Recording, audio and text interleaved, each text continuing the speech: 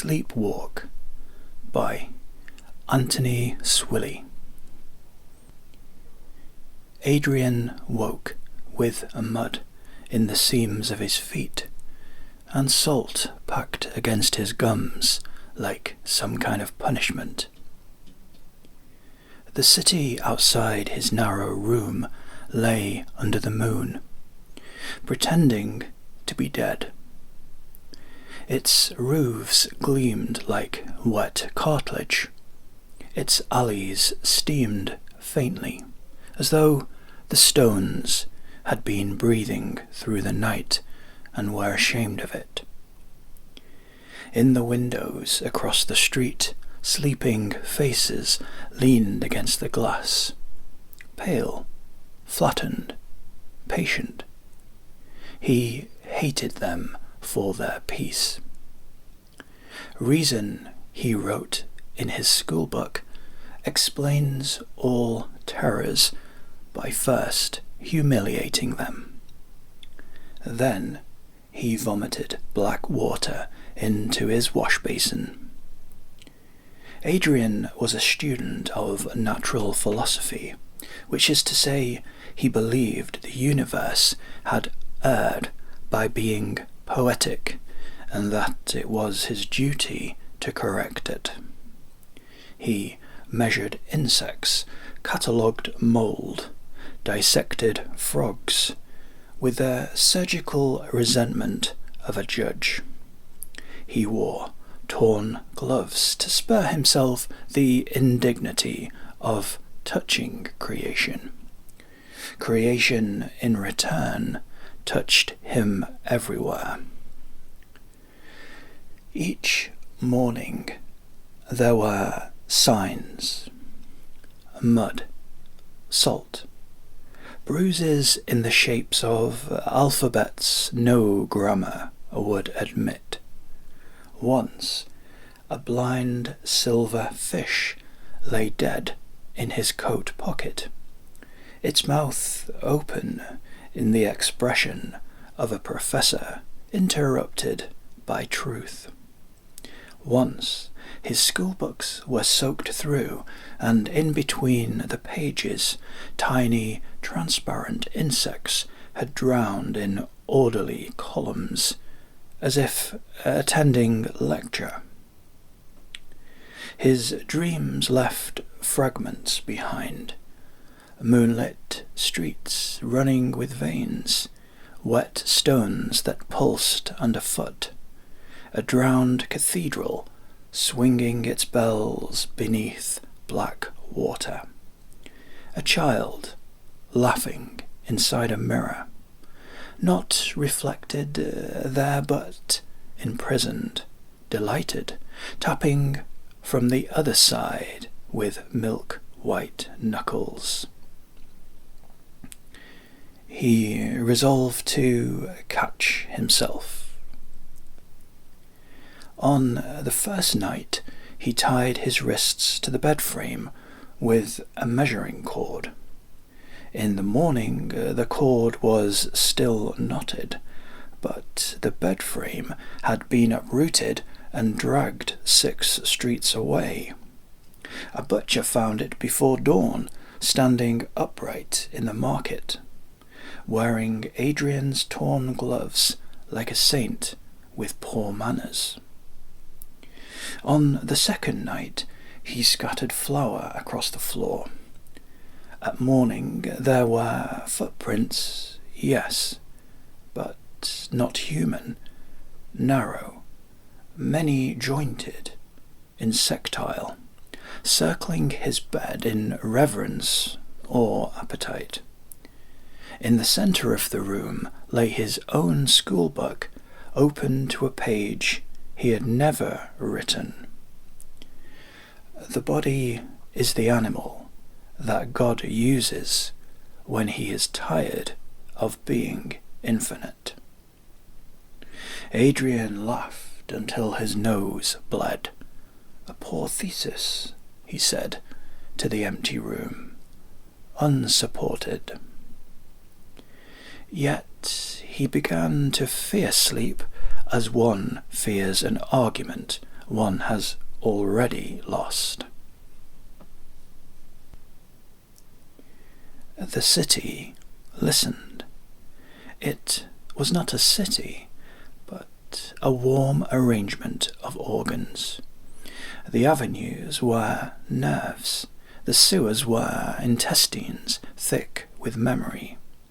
The chimneys were blackened throats.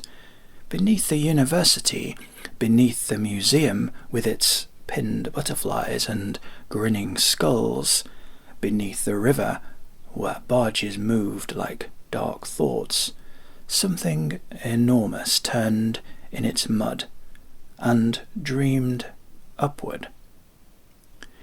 Adrian purchased a vial of bitter stimulant, 3 candles, a mirror, and a pistol too small to be heroic.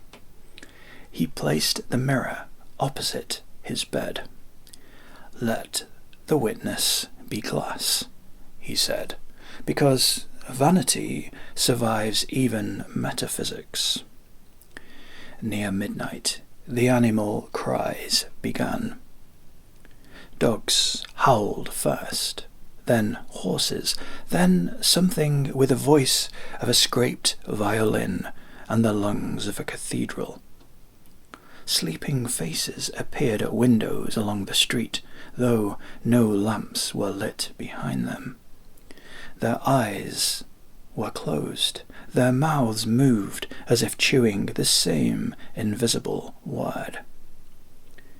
Adrian sat awake, sweating, triumphant, miserable.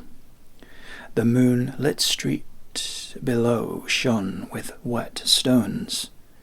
Insects battered themselves against the window, soft little scholars of extinction. He opened his schoolbook to record the hour, but the lines crawled away from his pen. Then his reflection stood up. Adrian did not.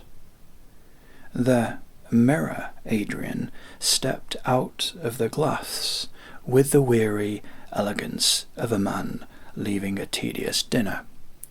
He wore mud like velvet. Salt crusted his lips. His eyes were not evil, they were worse, obedient. "You are a symptom," Adrian whispered. The other smiled with Adrian's mouth. Adrian raised the pistol. The reflection bowed, exposing the back of its head like an invitation. Adrian fired. The mirror burst, and every shard contained a child laughing. When he came to himself, he was walking. The city had opened. Moonlit streets bent downward into the earth, wet stones flexed under his bare feet. Insects poured from cracks in the walls, not fleeing, but assembling, forming diagrams, equations, obscene little parliaments. He passed houses where sleeping faces pressed at the windows from inside, dreaming him as he passed. He wanted to smash them all awake. He wanted to apologize to each one with a knife. He remembered then his childhood cruelty. Beetles pinned alive to cork. A cat shut in a trunk to test the persistence of sound. His mother weeping while he explained that grief was merely water, educated by loss. How clean he had felt after each explanation, how godlike, how dead. The streets sloped into black water. There, beneath the city, stood the drowned cathedral. Its towers hung upside down in a cavern vast as a skull. Bells swayed in the current, without ringing. A school of blind fish moved through the nave, arranging themselves into sentences, then devouring the sentences before meaning could occur. Pews were filled with sleeping citizens, their faces white and tender, their mouths open to receive the dark. At the altar waited a mirror, taller than weather. Inside it, the laughing child. Adrian knew him, not by memory, by guilt. The child laughed and laughed, striking the glass with both hands. Behind him unfolded the true architecture of existence. Not heavens, not laws, not the clean machinery of reason, but a wet and famished tenderness, a mind made of mud, moonlight, insects, animal cries, torn gloves, schoolbooks, sleeping faces, black water, everything Adrian had despised, everything he had named in order not to love. He saw that waking life was the city's eyelid, sleep was the eye. He saw that his reason had never been a lantern, but a scalpel looking for a throat. He saw his own secret wish, not to understand the world, but to prove it guilty enough to destroy. The mirror softened. The child pressed his mouth to the inside of the glass and breathed salt into Adrian's mouth. Morning found him in bed. His feet were clean. That was the worst of it. On his desk lay his schoolbook, dry and neatly closed. Inside, every page was blank, except the last. There, in handwriting that became less human as it descended, one sentence had been written again and again until the paper tore. Wake up lower.